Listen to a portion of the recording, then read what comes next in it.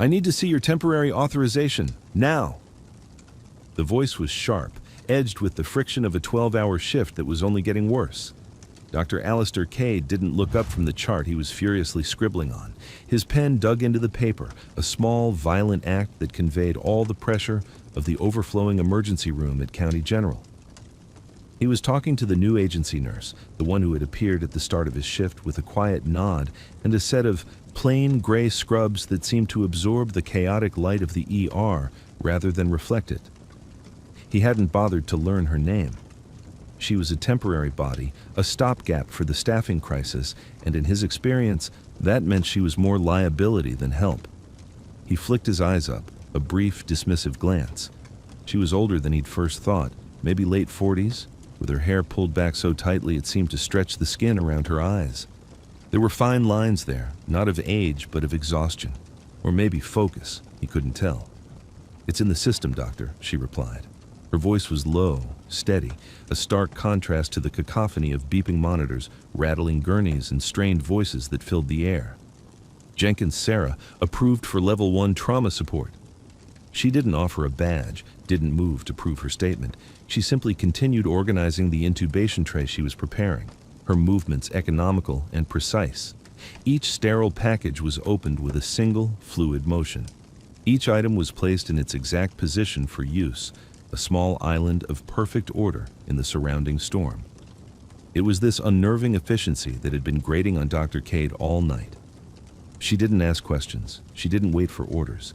She seemed to anticipate every need a half second before it arose, moving with a placid certainty that he found both arrogant and unsettling.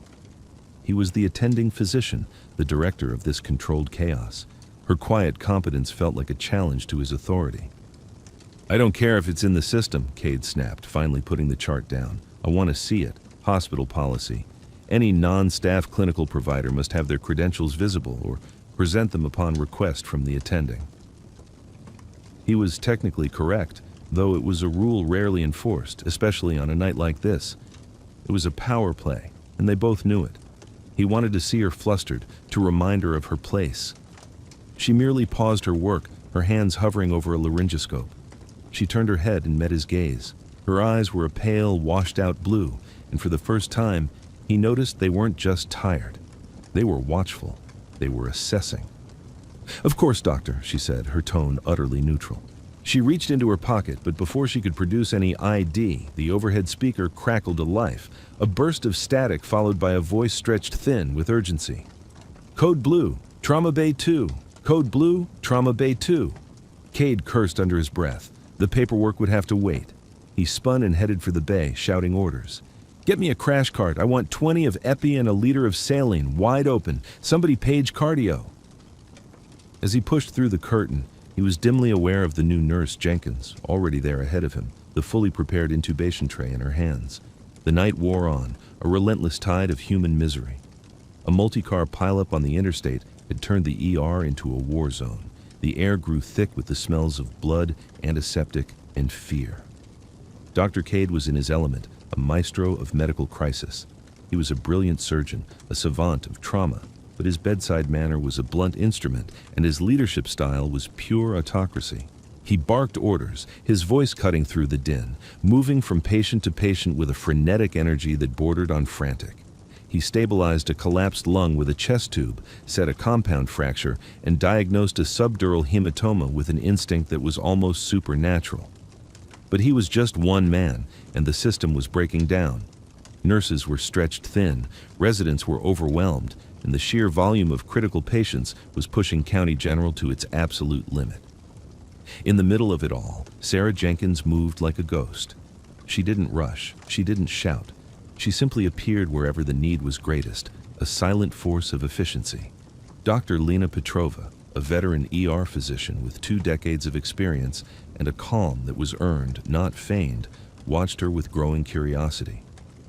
She saw Jenkins identify a subtle shift in a patient's breathing that signaled a developing tension, pneumothorax, alerting a resident moments before the man's lung would have collapsed entirely. She saw her convert a crudely applied field tourniquet on a mangled limb, carefully loosening it just enough to restore fractional blood flow and save the leg from amputation, all while keeping the patient's vitals rock steady. These weren't the actions of a typical agency nurse. This was a level of situational awareness and clinical intuition that took years, and a very specific kind of experience to develop. Petrova noticed the way she stood, never with her back to a door, her posture relaxed but poised as if she were spring-loaded. She noticed the way her eyes constantly scanned the room, not just looking at her own patient, but tracking the flow of every person, every piece of equipment, every potential threat to the fragile ecosystem of the ER. It was an unconscious threat assessment, a habit forged in a place far more dangerous than this. The breaking point came in Trauma Bay 1. The patient was a state trooper, pulled from the wreckage of his cruiser. He was bleeding out from a femoral artery, bleed the paramedics had barely controlled. His blood pressure was cratering, his skin was the color of ash, and his heart was beating a frantic, failing rhythm against his ribs. Dr. Cade was working on him, his face a mask of intense concentration, sweat beading on his forehead. "I need another unit of ONEG and a central line kit now," he yelled, not looking up. A young resident fumbled with the kit, his hands shaking. The pressure was too high. He couldn't get the catheter to thread. "I can't get it, sir," he stammered, his voice cracking. "The vein keeps collapsing." Cade swore, a vicious, ugly sound. "Then you're useless to me. Get out of the way." He shoved the resident aside, ready to take over, but in that moment of transition, the trooper's monitor screamed a single, solid tone. He was flatlining. It was then that Sarah Jenkins acted. She hadn't been assigned to this patient. She had been 3 bays down, helping with a burn victim. But she had seen the resident falter, had heard the rising panic in Cade's voice, and had already started moving. In 3 quick strides, she was at the trooper's side. "Give it to me," she said to the resident, her voice so quiet it was almost a whisper, yet it cut through the alarm with absolute authority. She took the central line kit from his trembling hands. She didn't look at Cade. She didn't ask for permission. Her focus was entirely on the dying man on the table. Her hands moved with a speed and confidence that was breathtaking. She palpated the subclavian vein, her touch impossibly light and certain. She prepped the site with a single practiced swipe. She slid the large bore needle in, not with force, but with a preternatural feel for the anatomy beneath the skin. There was a flash of dark blood in the syringe. She was in. She threaded the guide wire, removed the needle, passed the catheter over the wire, and sutured it in place in less than 15 seconds. It was a masterclass in emergency medicine, performed under the worst possible conditions. "Line is in," she said, her voice still level, pushing fluids. She connected the saline bag and squeezed, forcing life back into the man's body. The solid tone on the monitor broke, stuttering back into a weak, thready rhythm. He wasn't saved yet, but he was back. The room was silent, save for the beeping of the monitor. The resident stared, his mouth agape. "Doctor." Petrova, watching from the doorway, felt a shiver run down her spine. Dr. Cade stood frozen, the discarded gloves still on his hands, his face a mixture of shock and disbelief. He had just been upstaged, his authority completely usurped in his own trauma bay, by a temp nurse whose name he still didn't know. The brilliant, arrogant Dr. Cade had been a spectator to a miracle he couldn't perform. The shock quickly curdled into fury. His ego, raw and exposed, lashed out. This was an intolerable breach of protocol, an act of insubordination that could not stand. He ripped off his gloves and threw them into a biohazard bin. He rounded on her, his voice low and trembling with rage. "Who the hell do you think you are?" he seethed, jabbing a finger in her direction. "You are an agency nurse. You do not touch my patient. You do not perform a procedure like that without my direct, explicit order. You have no authority here." Sarah Jenkins didn't flinch. She was still focused on the trooper, checking the IV flow, her back partially to Cade. "The patient was crashing, doctor. There wasn't time." "I am the attending here," he roared, his voice finally breaking, echoing through the now crowded ER. Everyone stopped. Every head turned. This was more than a dressing down. It was a public execution. "I decide when there is and is not time. I am responsible for every patient in this department, and I will not have some rogue temp making life or death decisions. You're a danger. You're a liability." He stalked closer, his face inches from hers. I'm done with you. I want your ID, your state license number, your agency authorization. I want it all on my desk right now. You are finished in this hospital." She finally turned to face him fully. The chaotic energy of the ER seemed to recede, creating a pocket of still, charged silence around the two of them. Her pale blue eyes were unreadable. They held no fear, no anger, no defiance. They just held his gaze. She didn't reach for her pocket. She didn't offer any documentation. She simply spoke, her voice clear and calm, audible only to those standing closest. "My authorization is Phoenix 5. The words hung in the air, meaningless to most. Cade just stared, confused. "What is that? Some kind of joke? Is that your agency's little nickname?" But it wasn't a joke, and it wasn't a nickname. Standing near the nursing station was a young surgical resident, Dr. Ben Carter. Before medical school, Carter had been a sergeant in the Army, a combat medic with the 75th Ranger Regiment. He had served 2 tours in Afghanistan. At the sound of those 2 words, his head had snapped up, his coffee cup freezing halfway to his lips. His face went pale, a look of profound, almost fearful reverence washing over him. He slowly lowered his cup and walked forward, moving through the silent crowd like a man in a trance. He stopped beside Dr. Cade, but he wasn't looking at him. He was looking at Sarah Jenkins. "Sir," Carter said, his voice barely a whisper, thick with emotion. "Dr. Cade, Phoenix 5 isn't an agency."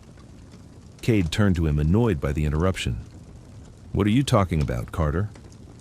"It was a designation," Carter continued, his eyes still locked on Sarah. "A call sign. It was a myth, mostly.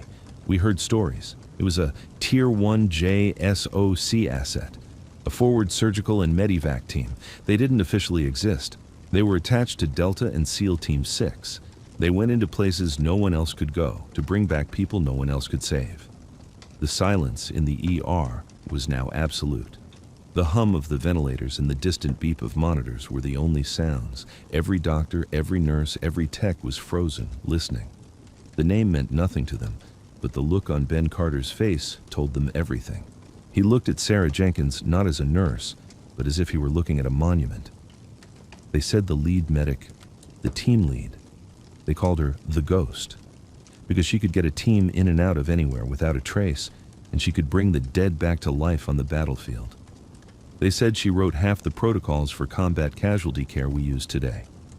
He finally swallowed, his throat dry.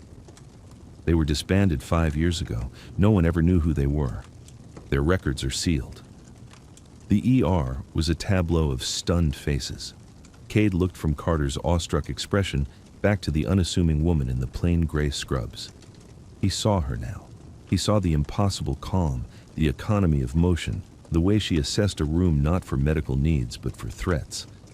He saw the hands that could place a central line in a dying man in 15 seconds, and understood they had likely done so in the back of a blacked-out helicopter, under fire, with nothing but a headlamp for light. Suddenly, another figure moved. Dr. Matthews, the head of trauma surgery, had just arrived to assist with the MCI. He was a retired Army colonel, a surgeon who had seen his share of war zones. He had overheard Carter's explanation from the hallway.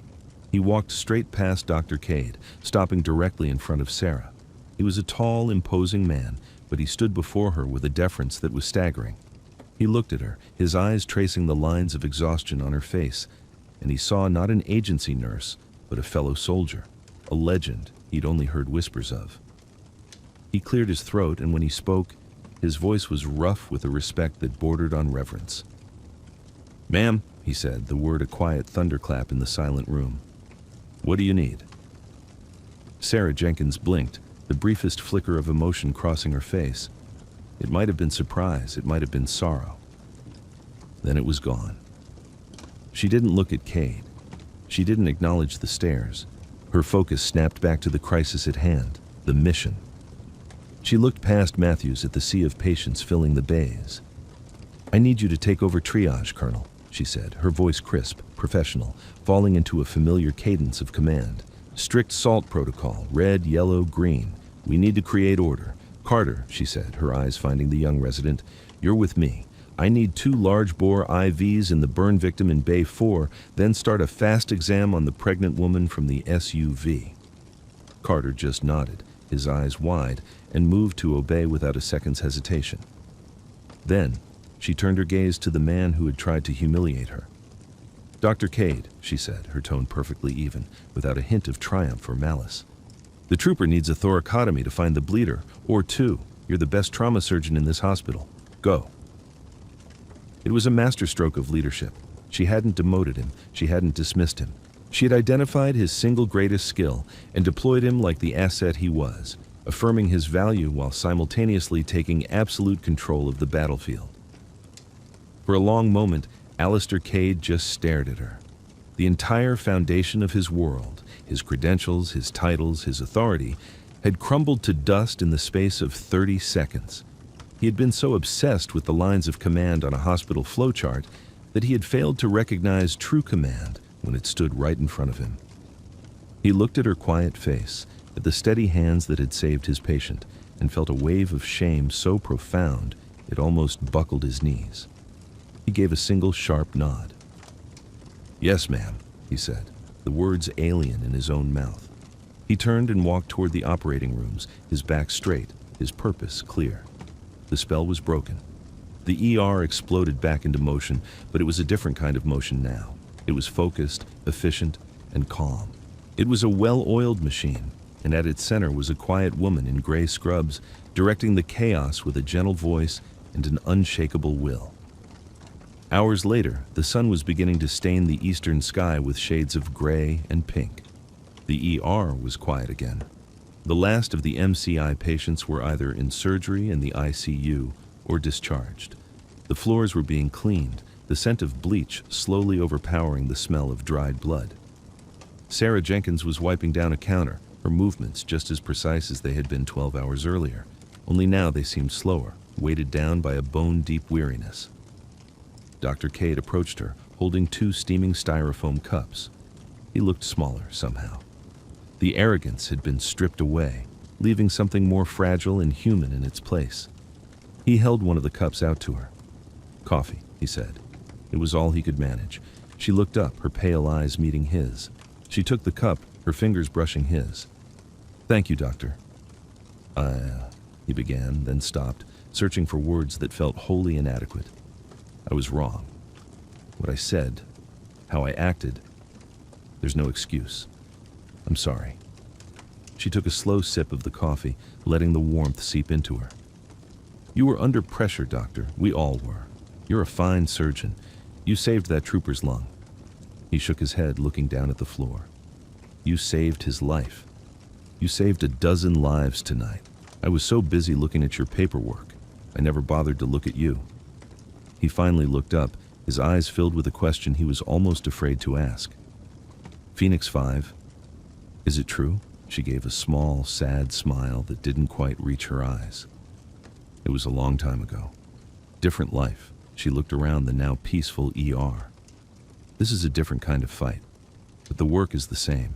You do the work. You do what's in front of you, for the person in front of you. That's all that matters." She finished her coffee and placed the empty cup on the counter. Her shift was over. She turned to leave, just another anonymous agency nurse heading home. "Jenkins," Cade called after her. She paused at the door. "If you're ever looking for a permanent position, you have one here, no questions asked." She looked back at him, a flicker of warmth in her eyes.